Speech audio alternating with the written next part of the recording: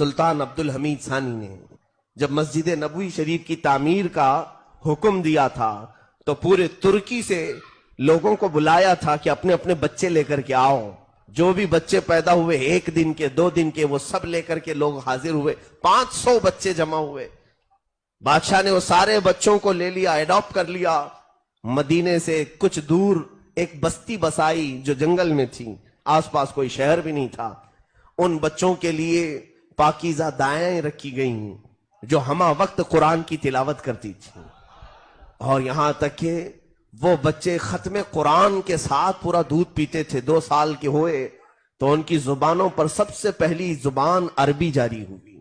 ان کی ماں کی کوئی زبان ہی نہیں تھی, یعنی مدر ٹنگ تھی نہیں. جو انہوں نے دایا سے سنا وہی بولنے لگ گئے, قرآن ہی بولنے لگ گئے. اور جب بچے وہ 5 سال سے 7 سال کی عمر میں ہوئے تو سارے لوگوں کو حافظ قرآن بنایا گیا, اور پھر انہیں عالم بھی بنایا گیا. ہر ایک بچے کو ہنر سکھایا گیا. کوئی معمار بنا, کوئی الیکٹریشن. ان 500 لوگوں کی تربیت میں تقریباً 25 سال گزر گئے.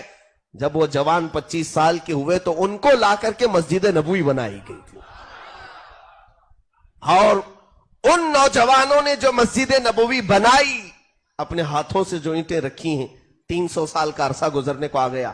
ابھی 1960 اور 1970 کی دہائی میں دوبارہ مسجد نبوی کا کنسٹرکشن ہوا ہے سعودی بادشاہ کے زمانے میں.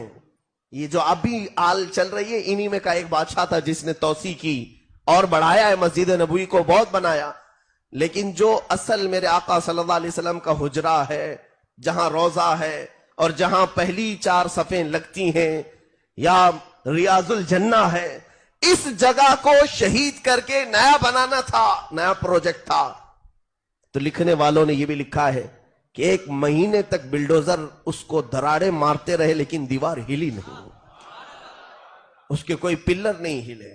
اسی لیے کہ میرے عزیزوں, ان بچوں نے جو ادب کا مظاہرہ میرے آقا کی بارگاہ میں پیش کیا تھا, اللہ اللہ, وہ اگر اینٹ بھی زیادہ ہوتی تو وہاں کاٹتے نہیں, 12 کلومیٹر دور لے جا کے کاٹتے تھے کہ اینٹ کے کاٹنے کی آواز سے میرے آقا کی بے ادبی نہ ہونے پائے.